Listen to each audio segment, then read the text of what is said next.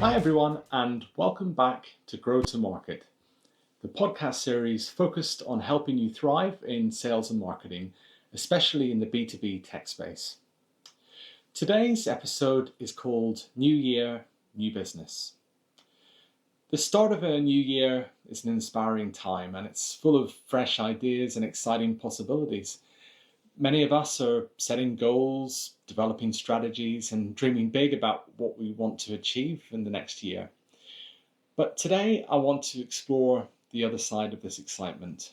That is the hard truths about what it really takes to grow your business and how easily we can fall into traps that slow us down. This episode is about staying motivated, avoiding distractions, and relentlessly pursuing the opportunities that will shape your success. If you're running a business or just starting one, you can't underestimate the time and energy required for sales and marketing. If your founding team doesn't include someone dedicated to these particular roles, you need to carve out the time yourself. It's not a nice to have, it's an absolute necessity. This means staying visible, relevant, and authoritative in the market. It means constantly reaching out, building relationships, and above all, not giving up. I do want to share something personal with you today. At the end of 2023, I lost my father. It was a difficult time for me and my family. Naturally, my focus shifted to being present for others and dealing with everything that comes with such a loss. During this time, I was able to keep up with my commitments to customers and finish projects that I had in progress, but I kept putting off networking and personal outreach as things that just weren't urgent, so I kept pushing those activities back. Frankly, if I'm honest, it was grief-induced procrastination on overdrive. I underestimated how much my disconnection would actually affect our pipeline. Now, it wasn't immediate, but over the following months, it became clear. Without a steady stream of opportunities from networking and prospecting, our momentum just slowed down. And even with a skilled team around me, executing outreach and marketing activities in the interim, for 6 months after my realization, we just really felt that impact. It wasn't easy to recover, but thankfully we've been back on track for quite a while now. Why am I sharing this? Because I want you to understand that new business doesn't just happen by accident, especially but not exclusively in the agency and professional services world. It requires consistent, relentless focus. Contrary to what some people will tell you, no product or service sells itself. Even short gaps in networking and prospecting can have long-term consequences. And when life gets in the way, as sometimes it does, it's important to have systems and plans in place to keep your pipeline growing so the business can in some way look after itself. As for the grief and procrastination, this is something I worked on through therapy, which I'm not ashamed to admit.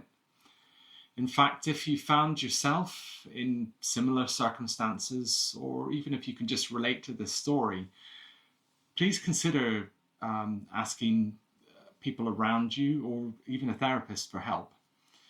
In fact, maybe even before embarking on this growth journey that you want to start, it's worth making sure you have something in place just in case you suffer some personal setbacks along the way. It's not a safety net, but a place where you can share and vent without putting yourself at risk emotionally or professionally. Thankfully, there's no stigma any longer in admitting you need support when times are tough and your resiliency and focus is tested. Now that I've talked about the importance of staying focused, I want to share a cautionary note about where you direct your energy and attention.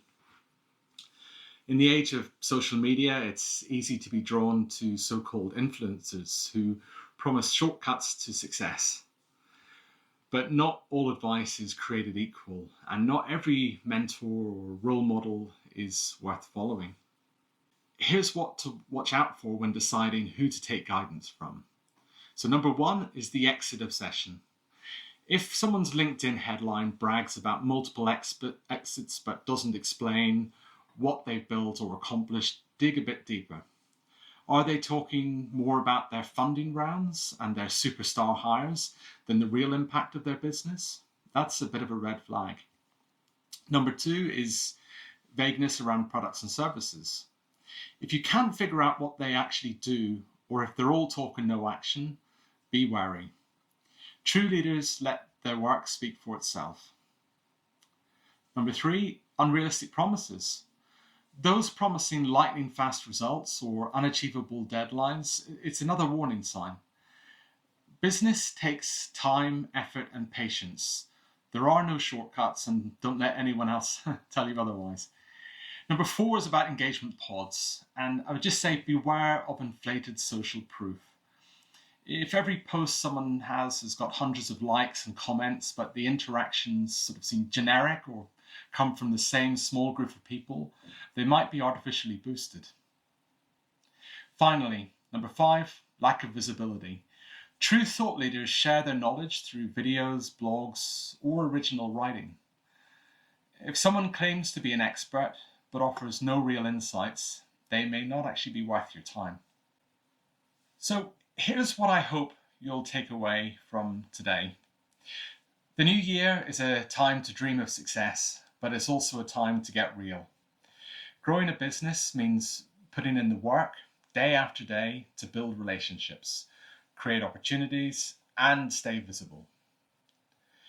You should beware of distractions, whether it's life's unexpected challenges or the allure of bad advice.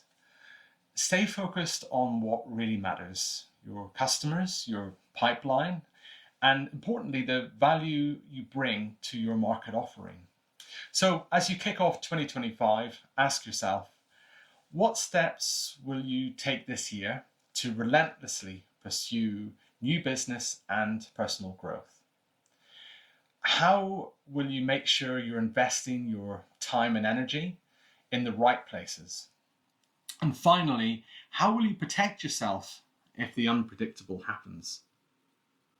So that's it for today's episode of Grow2Market. If you found this episode helpful, please like, subscribe, and of course share with your network. Your feedback really helps us create content that truly works for you. Feel free to reach out with your thoughts, questions, or suggestions for future topics. I'd really love to hear from you. I'd finally like to wish you and your family a happy new year.